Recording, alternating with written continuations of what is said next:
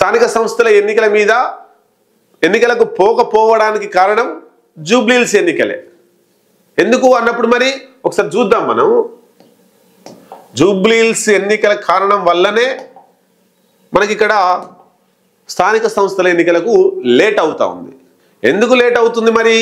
జూబ్లీహిల్స్ ఎన్నికలకు స్థానిక సంస్థల ఎన్నికలకు ఏం సంబంధం?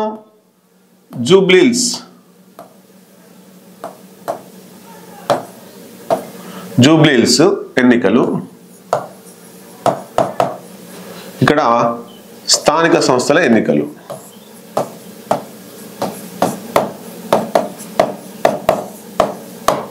అక్కడ అయితే ఈ జూబ్లీహిల్స్ ఎన్నికలలో పోటీ చేస్తారు ముగ్గురు, బీఆర్ఎస్, కాంగ్రెస్,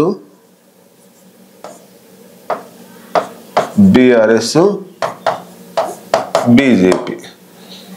నవీన్ యాదవ్, సునీత, పేరేం పేరు ఉంది, పేరు రాదు పాడు రాదు, లంకల దీపక్ రెడ్డి, ఈ ముగ్గురు పోటీ చేస్తారు. అయితే ఇప్పుడు ఈ జూబ్లీహిల్స్ ఎన్నికలలో ఈజీగా నవీన్ యాదవ్ గెలుస్తాడు అనేటువంటిది కాంగ్రెస్ ఒక 10 రోజుల కింద టాక్ ఉండే.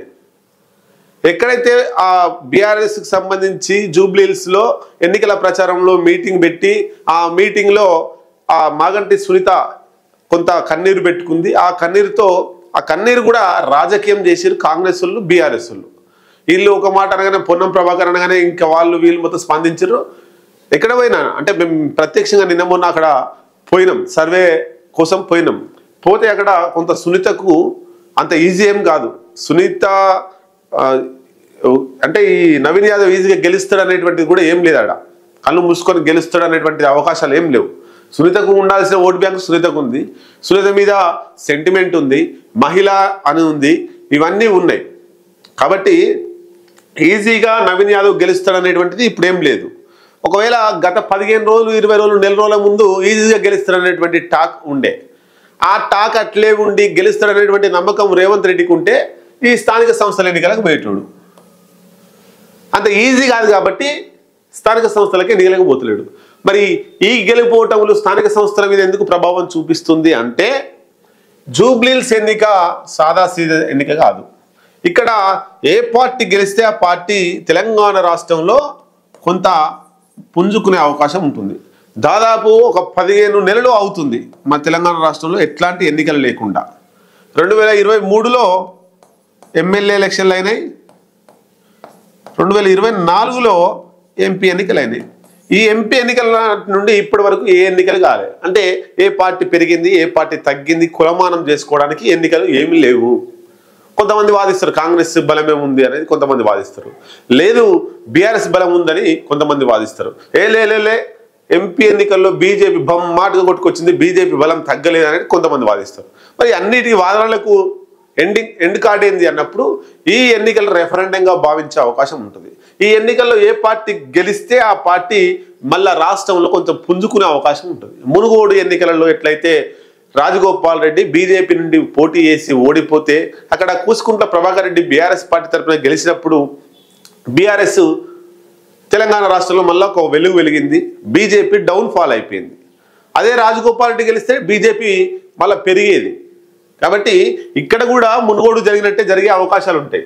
జూబ్లీహిల్స్ ఎన్నికల్లో ఏ పార్టీ కాంగ్రెస్ గెలిస్తే కాంగ్రెస్ మళ్ళా చెక్కు చెదరలేదు, ఓటు బ్యాంకు కాంగ్రెస్ కట్లే ఉంది అనేటువంటిది కొంత జనాలకు వెళ్ళిపోతుంది. ఈ ఎన్నికల ప్రభావం కాస్త వచ్చే జిహెచ్ఎంసీ ఎన్నికలలో పడుతుంది. రెండవది బీఆర్ఎస్ పార్టీ గెలిస్తే మళ్ళీ బీఆర్ఎస్ పుంజుకునే అవకాశం ఉంటుంది. ఇక బీజేపీ గెలిచే అవకాశం లేదు, అది వాళ్ళు కూడా ఒప్పుకుంటారు. రామచంద్రరావు నిన్నేదో అంటే ఆయన ప్రచారం చూస్తే అసలు బీజేపీ అక్కడ పోటీ చేస్తలేదా, టైంపాస్ పోతుందా రామచంద్రరావు బీజేపీ రాష్ట్ర అధ్యక్షుడు అంటారు. నేను టిఫిన్ సెంటర్ కాడ ఇద్దరు కూర్చొని టిఫిన్ చేస్తున్నాను అంతే, అదే ప్రచారం ఉన్నట్టుంది.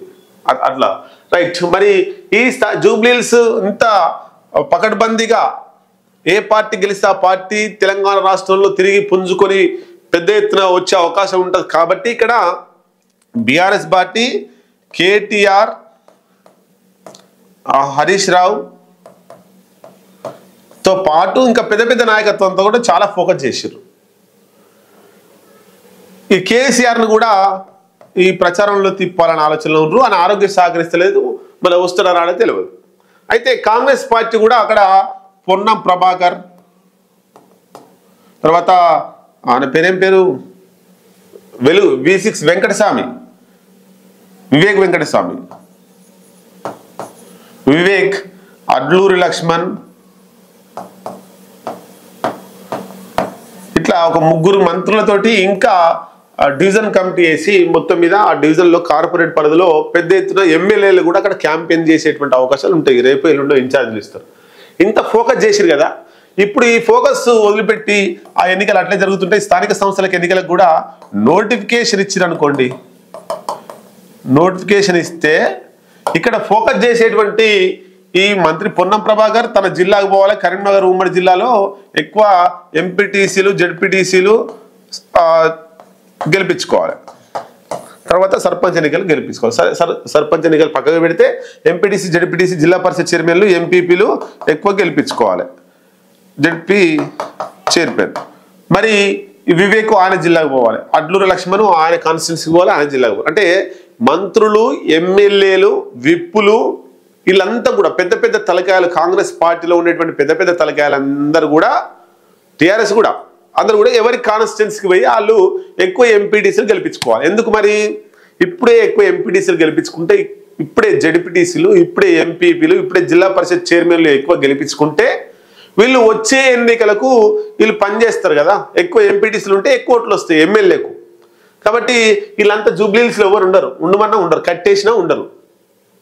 మాకు ఈ జూబ్లీహిల్స్ ఎన్నికతో మాకు సంబంధం లేదు, మేము పోతాం స్థానిక సంస్థలలో మా ఎంపీటీసీలు గెలిపించుకోవాలి, ఎంపీపీలు గెలిపించుకోవాలి, మా జిల్లా పరిషత్ జరిగే సవాల్ మేము గెలిపించుకోవాలి అనేటువంటిది ఉంటుంది. కాబట్టి ఈ జూబ్లీహిల్స్ ఎన్నికలలో ఈ పెద్ద పెద్ద నాయకులు ఎవరు ఉండరు, ఇక జూబ్లీహిల్స్కి సంబంధించిన నాయకులే ఉంటారు. కాబట్టి ఏదేమైనా ఈ ఎన్నికలు అయిపోయిన తర్వాతనే నోటిఫికేషన్ వచ్చే అవకాశం ఉంటుంది స్థానిక సంస్థల ఎన్నికలను. ఇప్పుడే వేస్తే ఇక్కడ ఫోకస్ చేయాల్సినటువంటి లీడర్లంతా తమ తమ కాన్స్టిట్యున్సీలలో ఫోకస్ చేస్తారు. కాబట్టి ఇది జూబ్లీహిల్స్ ఎన్నికలలో ఇబ్బంది జరుగుతుంది. ఇది గమనించినటువంటి రేవంత్ రెడ్డి నోటిఫికేషన్ను జూబ్లీహిల్స్ ఎన్నికలు అయిపోయిన తర్వాత స్థానిక సంస్థల ఎన్నికల నోటిఫికేషన్ వేసేటువంటి అవకాశం 100% ఉంటుంది. ఇది మనం ఇప్పుడే చెప్పింది కాదు, గతం నుంచి చెప్తున్నాం. రైట్.